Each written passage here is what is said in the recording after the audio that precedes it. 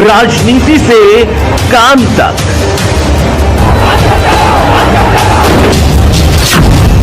अपराध से अंजाम तक, खेत से खलिहान तक, अब हर खबर पर होगी हमारी नजर। पाइए सीधा अपने मोबाइल पर। मैं हूं मौर्य कुमार गौतम, आपका अपना न्यूज रिपोर्टर। देखते रहें गांव शहर की खबर और जुड़े रहें सिटी न्यूज इंडिया वन के साथ। हमारे चैनल को लाइक करें, शेयर करें और सब्सक्राइब करना ना भूलें। बंधु वेलफेयर एसोसिएशन के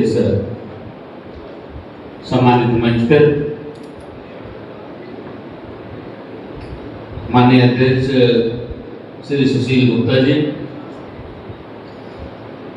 महासचिव श्री संदीप बंसल जी,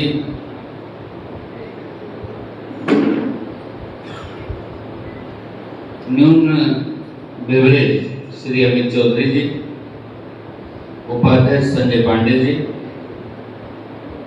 जिला हापुड़ के अध्यक्ष अजय भरद्वाज जी, राजीव बंसल जी, महेश शर्मा जी, संजय जी, सोनू अग्रवाल जी, प्रतीक जैन जी, अमन जैन जी, और इस कार्यक्रम का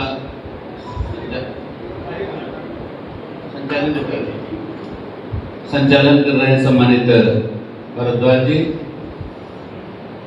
हमारे आरएम और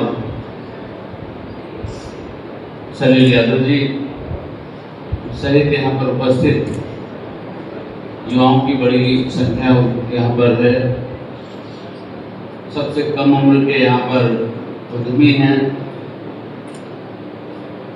मैं सभी उद्यमी साथियों का हार्दिक स्वागत और अभिनंदन करता हूँ अपनी ओर से, अपनी सरकार की ओर से और सरकार के मुखिया योगी आदित्यनाथ जी की ओर से आपका बहुत बहुत स्वागत और अभिनंदन करता हूँ।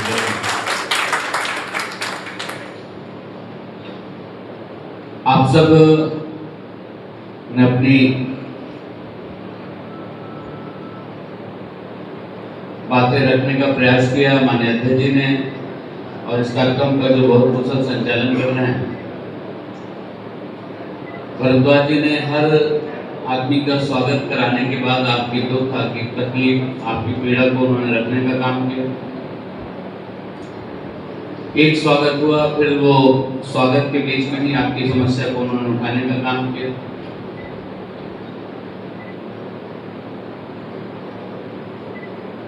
तो सभी लोगों की सारी समस्या का समाधान कैसे हो, इसके लिए माननीय अध्यक्ष जी भी और संचालन कर रहे वरिष्ठ सदस्य, वरिष्ठ पदाधिकारी जो इस कार्यक्रम का आयोजन किए हैं, उन सभी को बहुत बहुत बधाई देता हूँ, बहुत बहुत शुभकामनाएं देता हूँ और विश्वास दिलाता हूँ कि डबल इंजन की सरकार आदरणीय प्रधानमंत्री जी के कुशल मार्गदर्शन में और माननीय मुख्यमंत्री जी के नेतृत्व में, ऐसे 10 सेकंड के लिए आंख बंद करें, 10 सेकंड के लिए मन में ठंडे दिमाग से सोचें और विचार करें। अगर इन 9 सालों में इंडस्ट्रियल एरिया की तकदीर और तस्वीर बदली है तो जोरदार तालियां चाहता हूं। उत्तर प्रदेश को उल्टा प्रदेश कर, उत्तर प्रदेश को बीमारू प्रदेश कर, उत्तर प्रदेश का मजाक उड़ाता। आज उत्तर प्रदेश देश ही नहीं, अभी की दुनिया में, पूरी दुनिया में सबसे अच्छा डेस्टिनेशन अगर दुनिया में भारत है इंडस्ट्री लगाने की, इन्वेस्टमेंट करने के लिए, तो भारत में सबसे अच्छा डेस्टिनेशन बनकर के उभरा है उत्तर प्रदेश, जहां पर लोग इंडस्ट्री लगाना चाहते हैं। हापुड़ में जमीन चाहिए, मेरे पास लाइन लगी, आज नोएडा, ग्रेटर नोएडा, यमुना में नहीं मिल रहा तो ये हापुड़ में मिल रहा, IMLC में दे दिए, मेरठ में दे दिए।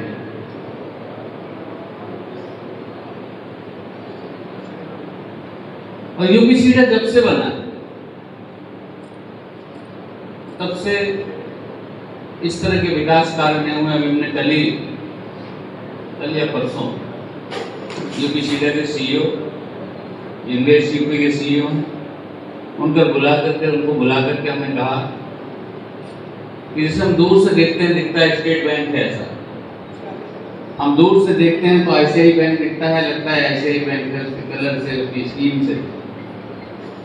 अंदर घुसते हैं तो अच्छा फील आता है।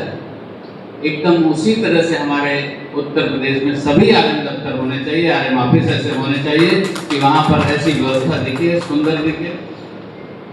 और वो पुरानी स्टाइल में अब बाबू पैर के ऊपर पैर चढ़ा करके बैठा ना रहे कि फाइल ले ले रख ले, और आपको फाइल के बाद टेबल दौड़ना पड़े। सारी व्यवस्था ऑनलाइन हो, और ऑनलाइन व्यवस्था में आपका किसी तरह से शोषण ना हो पाए, इसके लिए हम लोगों ने विचार किया है। इसके लिए हम लोग आगे काम कर रहे हैं, और निश्चित रूप से बदलाव हुआ है और आगे बदलाव होगा।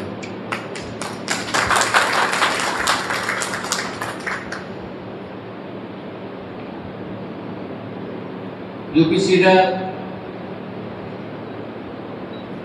की जमीन से लोगों को डर लगने लगा।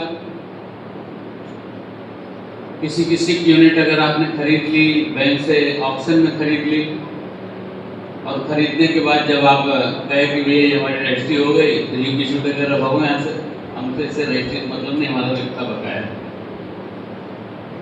इतना बकाया है, आपने जमा कर दिया, फिर कह रहे वो ये वाला छूट गया तो इतना और बकाया है। ये सब सारी समस्याओं से हम दूर हों। यहाँ जितने उद्योगपति बैठे हैं, इंडस्ट्रीज बैठे हैं, उत्तर प्रदेश में भी सामान जाता हो, देश में भी जाता हो, बिहार जाता होगा, बंगाल जाता होगा, तमिलनाडु जाता होगा, हैदराबाद में भी, बेंगलोर जाता होगा। लेकिन अगर उसका कंप्यूटर खोलेंगे तो पता होगा कि राधे श्याम, संतोष कुमार एंड कंपनी, प्रयागराज में माल जाता होगा तो प्रयागराज के किसी भी दुकानदार का नाम, उसका अकाउंट खोलेंगे तो पता चल जाएगा इस डेट पे माल गया था, और उसने इतना पैसा दिया, अब इतना बकाया। अगर बकाये पे एक धारा है कि 15 दिन में पैसा दे देना, 15 दिन के बाद पैसा 5 दिन नहीं दिया तो 5 दिन का ब्याज जोड़ देता है, वो दिखता रहता है। तो उसी तरह से हमारे पास व्यवस्था होनी चाहिए जिसका जो भी बकाया है एकदम ट्रांसपेरेंसी से दिखता रहे, किसी का विवेक, किसी का दिमाग उस पर ना चले, और ताकि आपका शोषण ना हो। इस तरह की व्यवस्था हम करने जा रहे हैं और बहुत सुधार हम कर पाए। लेकिन आप खुद सोचिए कि इतने साल की बिगड़ी हुई व्यवस्था 1 मिनट में कोई जादू की छड़ी नहीं मिली कि ऐसे ठीक करें, और कोई भगवान नहीं होंगे कि हमें पता चल जाए हापुड़ में क्या समस्या है, गाजियाबाद में क्या समस्या है, प्रयागराज में क्या समस्या है, बदायूं में क्या समस्या है, मेरठ में क्या समस्या है, या सूरजपुर में क्या समस्या है। आंख बंद करें ऐसे नहीं दिखाई। 5 साल के लिए मंत्री होते 60 महीना होता है। एक इंडस्ट्रियल एरिया पूरा दिन घूमे और रात को 2-3 घंटा बैठ करके काम करे, तब वहां की समस्या हल हो। तो केवल 60 इंडस्ट्रियल एरिया का समस्या समाधान कर पाएंगे।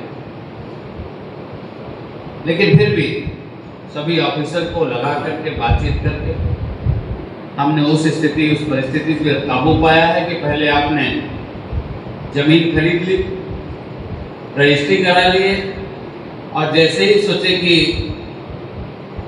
यूपीसीडा वालों ने नाप जोख करके दे दिया कि ये वाला प्लाट आपका है। पहले तो फड़ुआ से खुदाई होती थी, गेटा से खुदाई, जैसे ही खुदाई हुई तो कोई कहता है ये कैसे कर रहे हैं, तो मेरे पिताजी का है, मेरे बाबा का है। आप कहते थे भैया ये यूपीसीडा से हम खरीद के ले आए हैं, ये देखो रजिस्ट्री है, भाई यूपीसीडा ने हमारा पैसा नहीं दिया, हमारे बाबा का पैसा नहीं दिया, भगा मार के भगा देते, गाली बक के भगा देते। फिर आप यूपीसीडा के दफ्तर जाते थे, यूपीसीडा वाला कहता था भैया हम क्या करें, वो लोग आंदोलन कर रहे हैं, झंझट कर रहे हैं, हमने तो रजिस्ट्री कर दिया, जाओ समझो। तो आप मजबूर होते थे 2-5 लाख रुपए उसको दे करके उससे समझौता करते।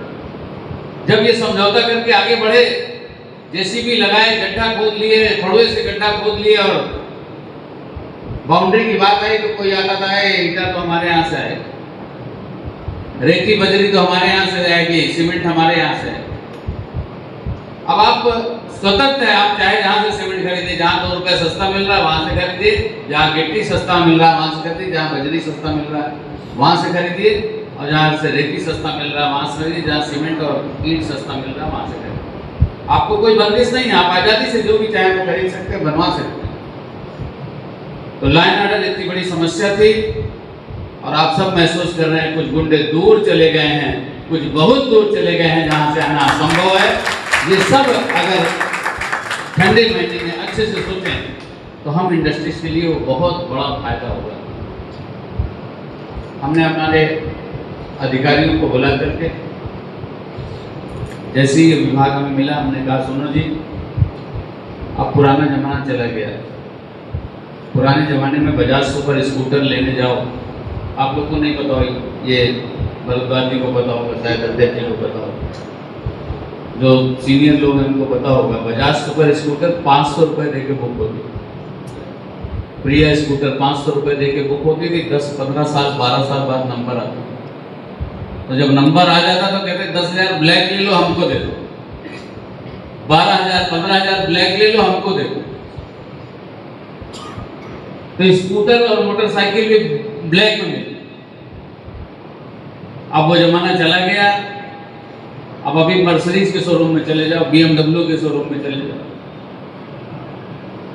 टाटा सफारी लेने चले, टाटा के शोरूम में चले जाओ, तमाम गाड़ियां, महिंद्रा के शोरूम में चले जाओ, तमाम गाड़ियां, मारुति के शोरूम में चले जाओ, तमाम गाड़ियां हैं, किया के शोरूम में चले जाओ, तमाम गाड़ियां। वो आपके कपड़े को नहीं देखता, आपने जूता पहना है कि चप्पल पहना, हवाई चप्पल पहना, टूटी चप्पल पहना, देखता नहीं। BMW वाला भी अच्छे से बैठाल के, कॉफी मिला करके आपको सीट पे बैठाल करके गाड़ी के तमाम फीचर को बताता है। मर्सिडीज वाला भी बताता है, टाटा वाली भी बताता है। और जब आप जाने लगते तो आपका मोबाइल नंबर, पता पूरा नोट कर लेता है, और जाते वक्त एक मोटी सी कॉपी टेबल बुक जैसा उनका सारा एक ब्रोशर देता है। उसकी कीमत होती होगी 2,000, झोले में देता है, और आपको बाहर तक छोड़ता है। और आप घर चले आते हो तो आपको फोन आता है, भैया 30 तारीख तक ले लेंगे तो ये ऑफर है, आपको एसेसरीज फ्री दे दे। दीपावली पे ले लेंगे तो ये ऑफर है, आपको ये फ्री दे देंगे, 1 साल की वारंटी ज्यादा दे देंगे। कोई BMW ले आया, खरीद ले आया, तो भी मर्सिडीज वाला आ जाता है घर के दरवाजे पे, भैया आपने ले लिया, 2 दिन से चला रहे, ये वाली चला लो, एक्सपीरियंस शेयर कर।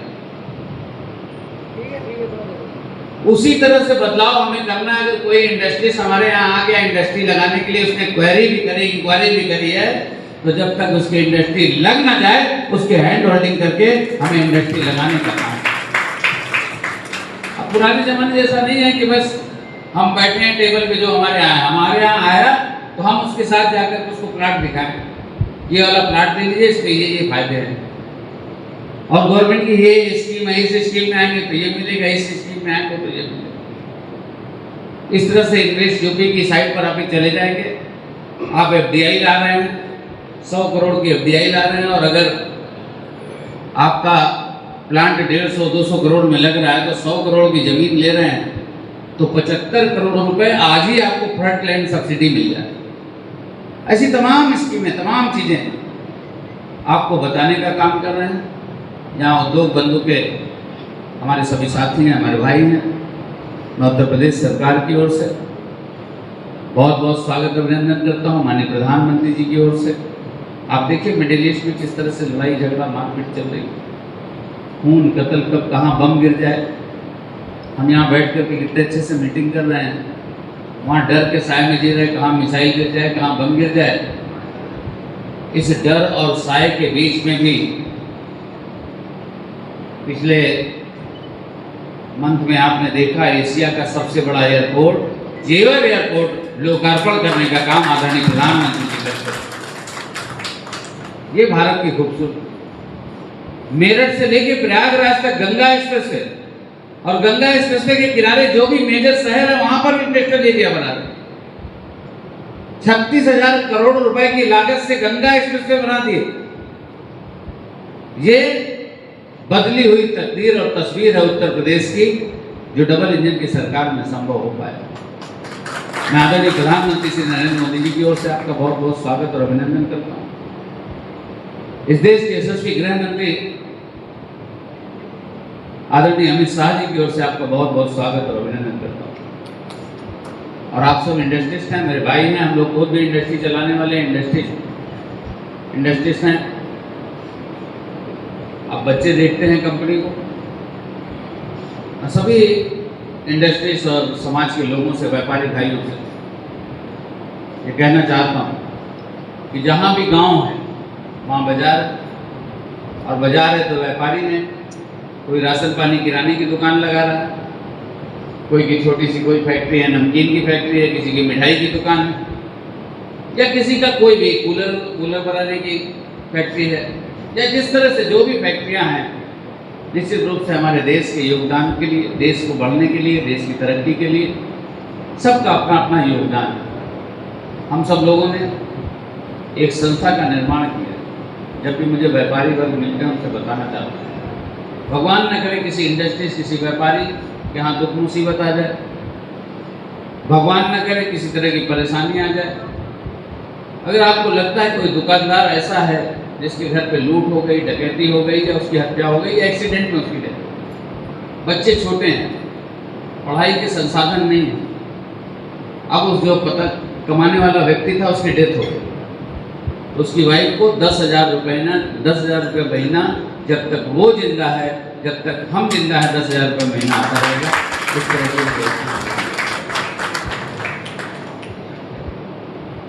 किसी की दुकान पे आग लग गई, उसको 10 लाख रुपए तक लोन, 10 लाख रुपए तक लोन बिना किसी गारंटी के, बिना किसी इंटरेस्ट के 10 लाख रुपए का लोन दे दिए तो 500 रुपए रोज 2,000 दे, यानी 7 साल में 500 रुपए रोज वापस कर दे। 10 लाख रुपए लगा करके अगर बिजनेस करता है तो 1,000-1,500 रुपए रोज डेली कमाता है और 500 रुपए रोज करके वापस कर देता है। उसका जीवन बन जाता है, उसका परिवार आगे बढ़ता है। अभी शामली में एक दुकान पर आग लग गई, 7.5 फुट ऐसे चौड़ी थी, 20 फीट करीब गहरी दुकान। 2 भाई थे और वो फोटो फ्रेम बनाता था, मोमेंटो बनाता था भगवान के या स्कूल कॉलेज में मोमेंटो, सील्ड। और आग लग गई उसकी दुकान पर। तमाम पॉलिटिकल पार्टी के नेता लोग गए, तमाम लोग जा करके वहाँ पर शोक प्रकट किए, लेकिन वो उसकी स्थिति वैसी थी, दुकान में आग लग गई तो लकड़ी का जो बीट थी वो जल गई, कपड़े थे जल गए। उसकी पत्नी हाथ से साड़ी, ब्लाउज, पेटीकोट सिलती थी, साड़ी में फाल पीको करती थी। उसका भाई चाय की दुकान लगाता था नुक्कड़ पे, वही चाय वाला सिलेंडर चाय बना रहा था, चाय का पाइप, सिलेंडर का पाइप को प्रेशर से निकला और आग लग गई। इसे सांप की तरह से तेजी से बढ़ गया, पूरे दुकान में आग लग गई। सिलेंडर ब्लास्ट कर गया तो ये वाली छत पे, ये छत गिर गई, ऊपर की छत। हम लोग, हमारी संस्था के लोग गए, 10 लाख रुपए दिए उसको। हमने कहा सुनो तुम्हारी दुकान में आग लग गई, पूरा सामान जान गया, पूरा शहर जान गया। कुछ भी नहीं था, रो रहा था। परिवार से बच्चे स्कूल गए थे और बच्चे बच गए और सब ये लोग भाग के अपनी जान बचाए। वो छोटा भाई था, उसकी भी शादी हो चुकी थी, इसकी भी।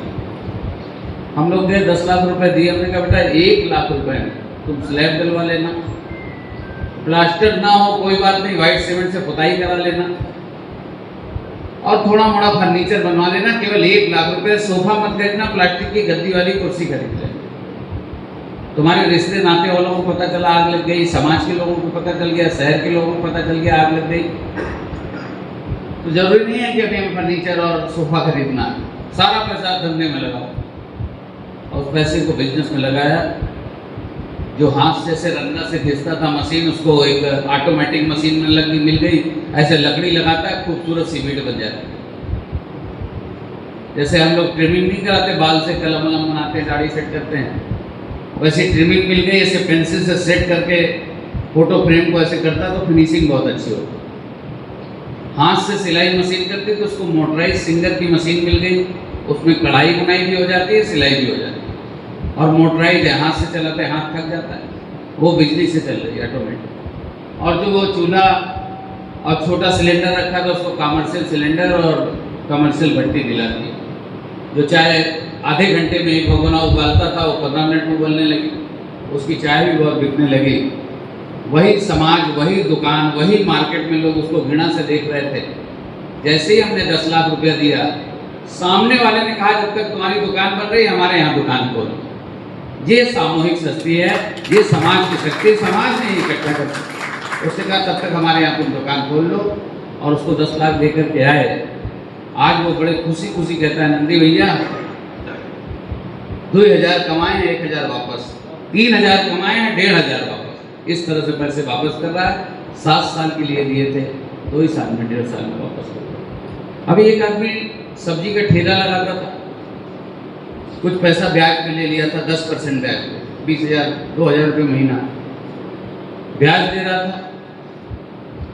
पता चला हम लोगों को, उसको बुला करके जिससे पैसा लिया था उसको पैसा वापस करा दिए, और 20,000 का 50,000 ब्याज ले चुका था, तब भी परेशान कर रहा था। उससे समझौता करा के 15,000 में समझौता करा के उसका पैसा दिलवा दिया, और 50,000 रुपये उसको दिए। दीपावली पे गणेश लक्ष्मी की मूर्ति और पटाखे की दुकान लगाया, और 1 महीने के अंदर ही 30,000 वापस कर दिया। 30,000 वापस कर दिया, और अपना दुकान चला रहा, कह रहा भैया 200 रुपये रोज करके वापस कर दे। तो आप सोचिए, छोटी छोटी मदद से एक आदमी 350 रुपये रोज किराया देता था बैटरी रिक्शा का। बैटरी रिक्शा का 350 रुपये रोज किराया दे रहा, खटारा टाइप का रिक्शा था। उसको हमने बुलाया, नया रिक्शा दिला दिया। हमने कहा 200 रुपया रोज, 200 रुपया रोज, 1,500 दिन में वापस दे देना, 3 लाख रुपया तुम्हारा वापस हो जाएगा। और नया रिक्शा उसको दिला दिए, अब रिक्शा उत्साह हो जाएगा, और 200 रुपये रोज दे करके 1,000 रुपये रोज कमा रहा। तो ऐसी छोटी छोटी मदद से लोगों की समस्या का समाधान हो सकता है, लोग आत्मनिर्भर बन सकते हैं। हमारी आपकी सबकी जिम्मेदारी, सामूहिक जिम्मेदारी है, ऐसे लोगों को चिन्हित करें। हम नहीं कहते कि आप उसको पैसा दें, लेकिन अगर हमें आप बताएंगे तो उसकी मदद होगी। हम सब जगह नहीं पहुंच सकते, हम आपको ही भेज करके उसको चेक दिलवाएंगे, उसकी मदद कराने का काम करेंगे। आप सब लोग उसमें सहभागी बन करके उनकी मदद करने का काम करें। सरकार मदद करती है, रेडी पटरी वाले, रेडी ठेले वाले 10-10% पैसा ब्याज पर लेकर के काम चलाते थे। नगर निगम का कर्मचारी तनख्वाह पाता था, ऐसे मुस्टंडे खड़े होते थे, छीन लेते थे पैसे। वो बेचारा घर 5,000 2,000 लेके पहुंच पाता था 20,000 की सैलरी। उन लोगों को भी माननीय प्रधानमंत्री जी ने जो स्कीम लाई, उस स्कीम से रेडी पटरी वालों को भी हमने मदद करने का काम किया है। हाँ, सरकारी मदद पे तमाम फॉर्मेलिटी, तमाम कागज, ये सब भी होता है। तो समाज सेवी संस्थाएं भी अगर आगे आती हैं तो निश्चित रूप से एक जन आंदोलन की तरह बनता है, और जन आंदोलन बनता है तो हम किसी का आंसू पोंछ सकते हैं, उसको आगे बढ़ा सकते हैं, उसकी तरक्की निश्चित करा सकते हैं। तो आपके माध्यम से हम लोगों को पता चलेगा तो हम लोग उसकी मदद करने का काम करेंगे। मैं पुनः आप सबका बहुत बहुत धन्यवाद करता हूँ। आप सब इतनी बड़ी संख्या में यहाँ पर आए, और जो जो समस्याएं आपने दिया है ये मेरे पास ज्ञापन है, और मैं कोशिश करूँगा इसकी समीक्षा करके कौन काम कैसे, समस्या भी बताया, समाधान भी बताया। कुछ काम का सलील जी ने बता दिया कि ये काम हो गए हैं, जो छूट गए वो कैसे होंगे, उस पर भी विचार करके, उस पर भी बजट दे करके उसको ठीक कराने का काम करेंगे। धन्यवाद। जय हिंद, जय भारत, जय व्यापारी समाज, जय